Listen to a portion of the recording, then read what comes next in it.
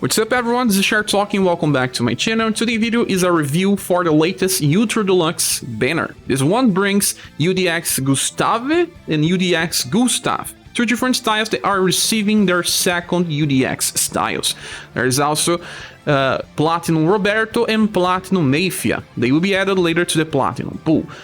Both Gustave and Gustaf have different designs. One is more about burst damage, the other one is more about slow burn damage. So we're talking about both, starting with Gustave. This guy here has 6 different styles, 4 of them are not limited. This is the UDX that got released a long time ago, leading on skill forces. Then we got this new one called A Little Too Big. This one has better status in almost every department, like 10% more SCR, same endurance, way higher dexterity, way higher agility, 90% is pretty nice, and a little inferior will. Well, he has 1 arrow for STR, 2 arrows for endurance, but doesn't matter because we have plenty of different styles to change if we want to increase a different status. He's focused on an STR with 110%. This is the highest STR right now in the game. Also, 90% agility is very nice. He also gets bonus for 2 status, and that means that this guy works well on farming, because high agility just means that you will be attacking before your enemies. For passives, we have Strengthened Unity 2. This gives him 15% increase in damage at all times if everyone in your party is alive. Also gives him plus 2 BP on start of a battle. Second passive is called Vital STR. This one gives everyone in your party a 10% STR buff every new round. So yeah, very geared towards farming. Then we have High Battle Tension that gives 20% at all times, and also 1 more BP on start of a battle. So what do we have for Gustave? Well, 20% at all times, 35% if everyone is alive, starts the battle with 13 BP, and also buffs everyone STR by 10%. This makes him very good for farming because he just becomes one of the best leaders to increase the damage of STR-based units. We have another character that does similarly, and it's Rufus that buffs 10% for dexterity characters. Now Gustave is focused on STR. It's pretty nice. And let's talk about his skills. The first one is called Iron Wave. This is a 3 BP AoE attack that deals slash damage, but very weak attack with only E power 7 modifier. This is the same as a normal attack, but because you can raise this to level 99, it's a little better. But then it's a fast attack. Yeah, a fast attack with very weak damage and cheap BP cost. And this actually similar to the latest Matriarch number 3 also has a very cheap AoE attack that it's becoming something that will appear in some banners. Let's talk about it so that we can compare. See that Gleaming Way uses 5 BP, but she gets 4 in a turn, so she can use this multiple times. And this is interesting for some different events, like, you know, Wastelands. In Wastelands, you have 10 waves of enemies, and they have plenty of HP, and sometimes controlling the turns, it's better, because you just ignore the attacks, and you can kill the enemies before they can attack you. But with only 2 characters being able to do that, it is still not as easy to control the battlefield, but we'll get more characters with this in the future, and this will help. Then we have V-Impact Plus. This is a 9 BP attack with triple S damage, 60 power, and it's actually good because he gets 13 BP, meaning that he can use V-Impact 2 times in a 3-turn cycle.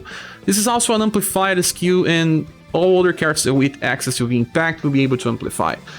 So not bad damage. The problem is just the cycle. If you decide to use V-Impact on turn 1 and leave him on auto, he would just stuck to Iron Wave, and it's not so good.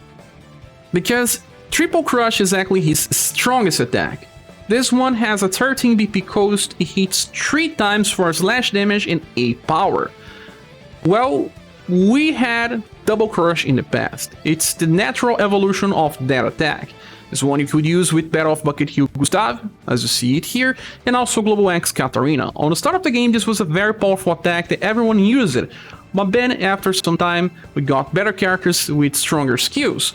Now, having a 3 hits attack makes this so much powerful. It even beats Rufus slash damage. Let's check on Rufus to compare.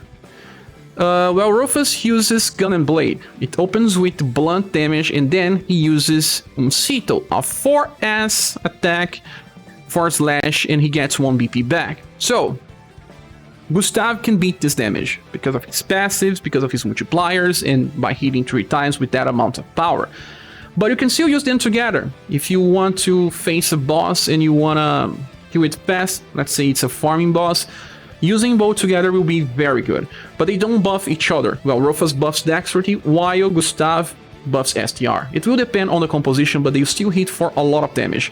There's one thing good about Rufus, is that, well, he gets 1 BP when he uses his skill, and that means that on turn 4, he can use Gun and Blade again. And he has a better cycle, because by staying paralyzed, means that he will not use his skill number 1 or his skill number 2. He just wakes and uses Gun and Blade again. That cannot happen with Gustave, because his cycle is very strange. He opens with the strongest slash attack in the game, and then after that, what does he do? Well, he tries to use Iron Wave. This is an AoE attack. Well, maybe some waves will be like that, where you have a single target enemy on wave 1, and then you have to face multiple enemies on turn 2 and beyond. But that's not always the case. Let's say you want to use him for raids.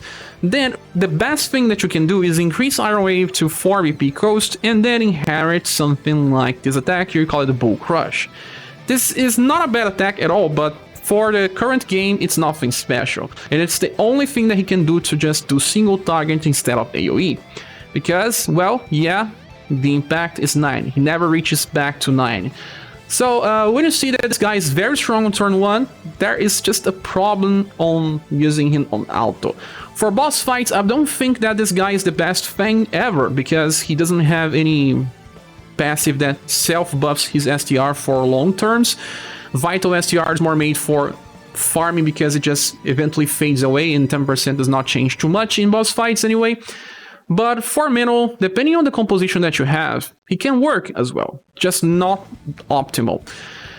Then after this cycle of going for a single target, you may want a full AoE setup. The good thing is that you don't need any premium inheritance. Actually, the best UDX style of Gustave does not help him at all. Nothing here helps his build, nothing here makes him any better.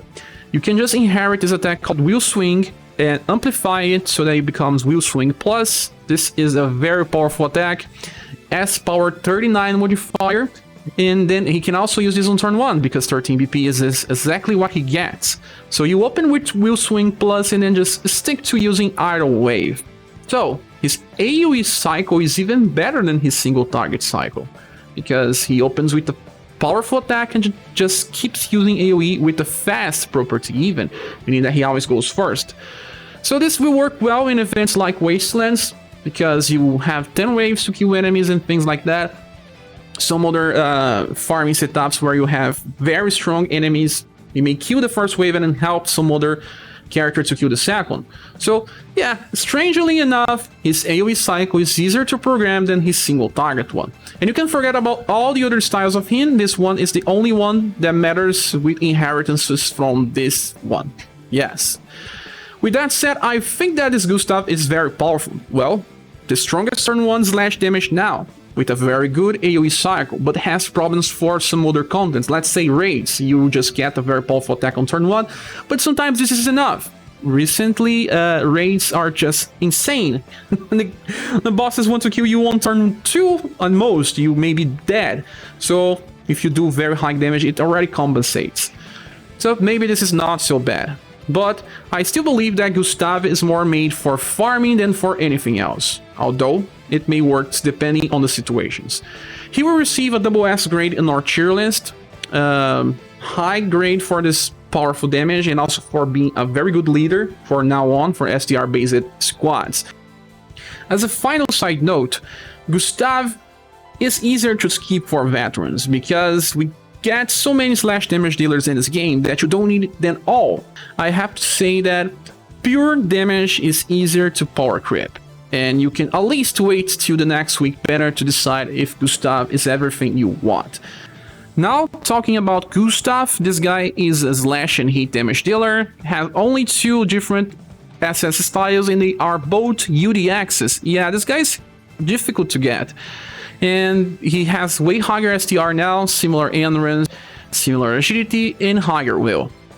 This guy is more of a slow burn attacker than a wave farmer, although he can be used for that. As you can see, for his status, he doesn't have high agility as Gustave, but he has the same STR, so they both share the highest STR status right now in the game.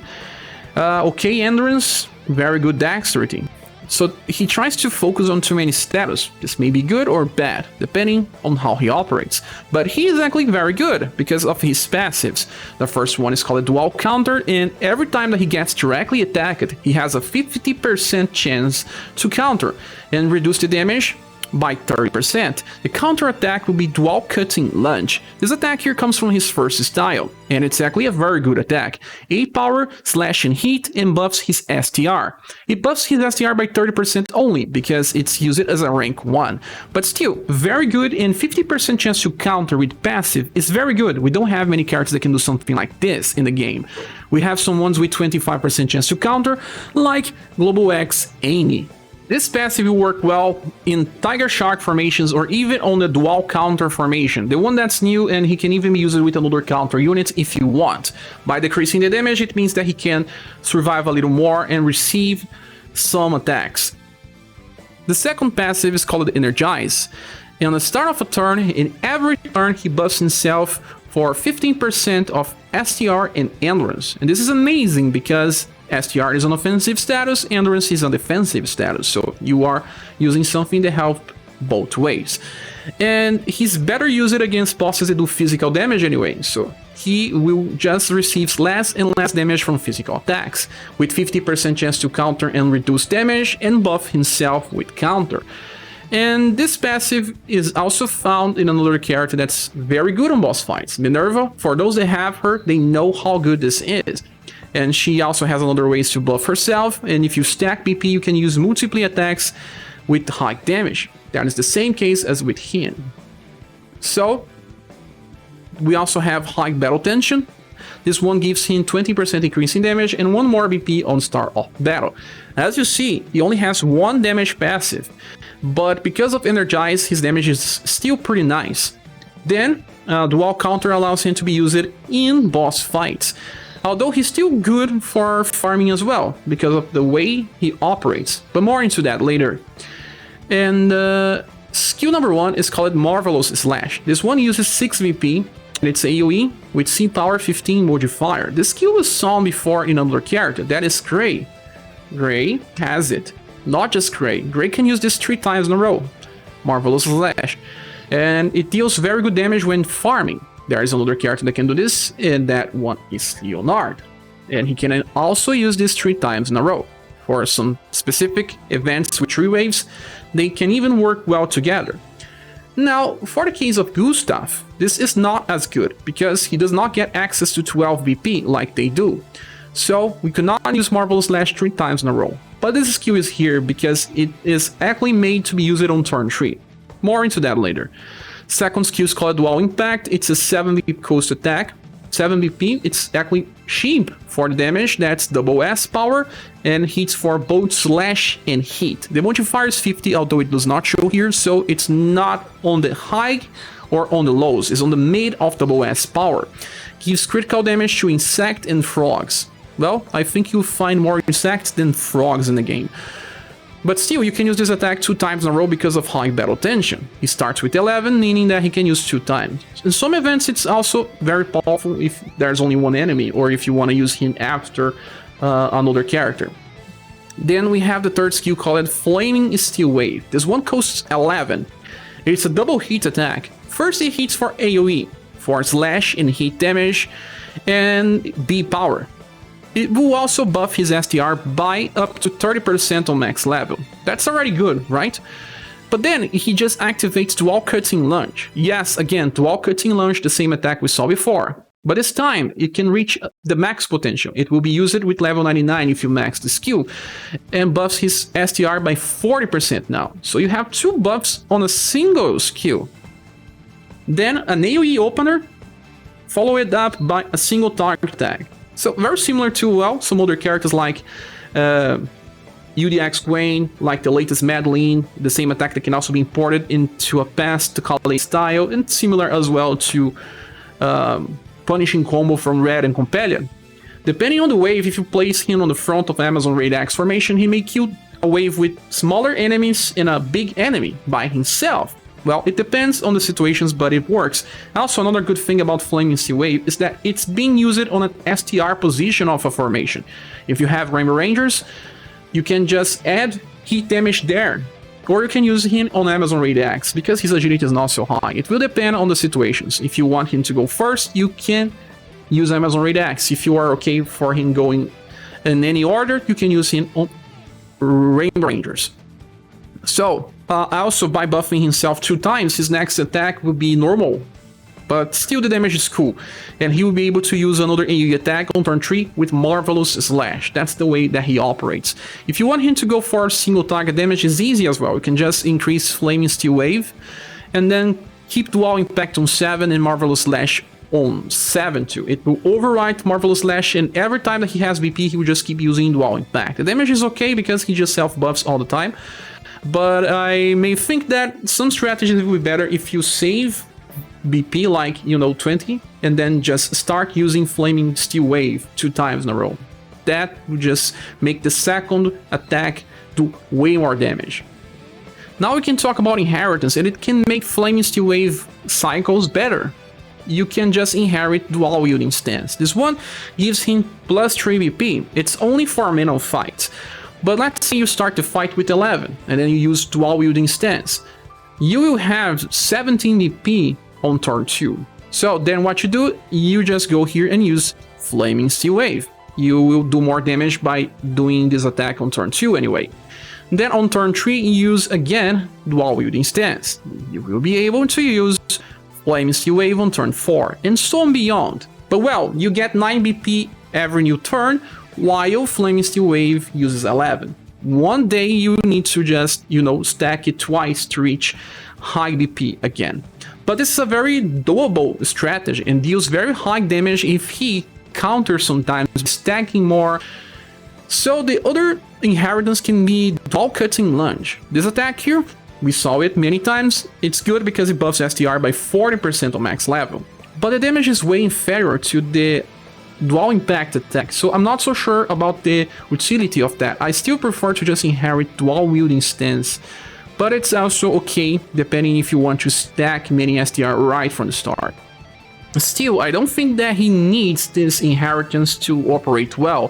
Flaming Steel Wave and Dual Impact work well in both farming and boss situations. Another good thing about Gustaf is that he synergizes well with the latest version of Alnus. He buffs slash and heat damage, and this will make his attack way better by buffing 2 times. And also works well with Aldora. The problem is that if you want to use Gustaf and Alnus together, you can use the Amazon Raid X formation, and it will buff Gustaf easily. Both can be used on the STR positions. But if you want to use Aldora together, you will need to use Rainbow Rangers, because in Rainbow Rangers, you will be able to increase Aldora damage even further by placing her on an Intelligence Plus slot. And then you have to use Alnus either on Dex or Agility or Love slot. But this will allow them to do very crazy damage on single target. I can see this working pretty well. So that's it. I think that this Gustaf has very good value because of, having attacks that work well for bossing and for farming.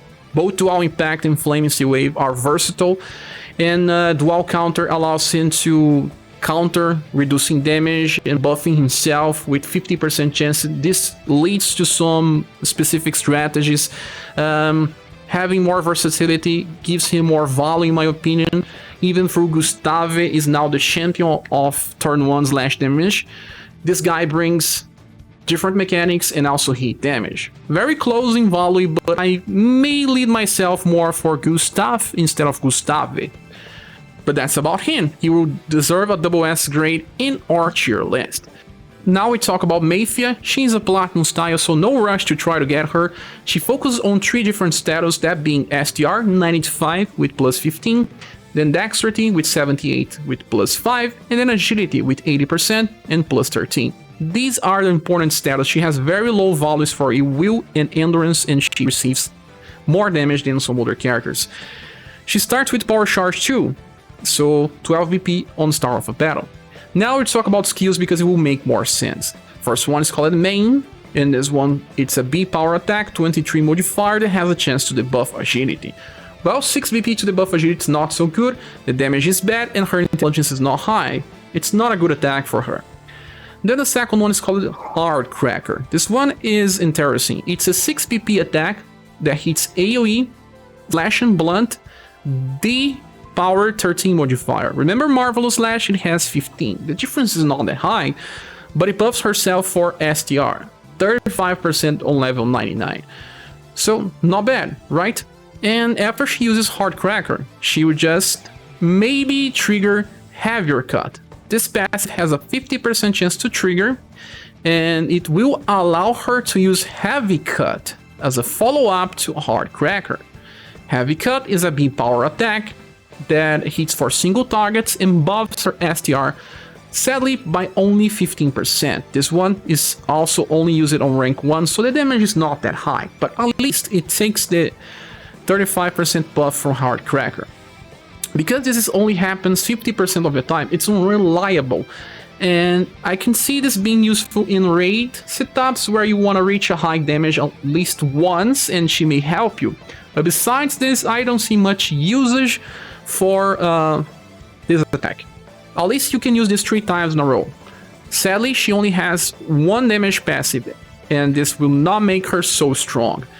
And I see that it's better used on raids, because, you know, in raids you keep your buffs, and if you are farming with her, she loses the buff every new turn, making the damage not so good. Now the last attack is called Rolling Slash Plus. It's a 12 BP attack that hits for AoE, A power 29 modifier. It's actually strong, and she can use this on turn 1. So if you are lacking AoE attackers for turn 1 that can use something like Will Swing Plus, this is an alternative.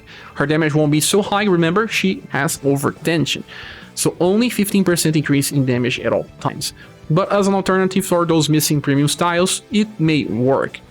Also, Overtension gives her 30% on combo and 45% on overdrive, but I don't know if I'll be using her on boss fight. It makes some sense by buffing many times with Hard Cracker, but it's only working if you have multiple enemies. If there's only one enemy, if you trigger Heavy Cut sometimes or not, it does not make much of a difference when comparing to premium units.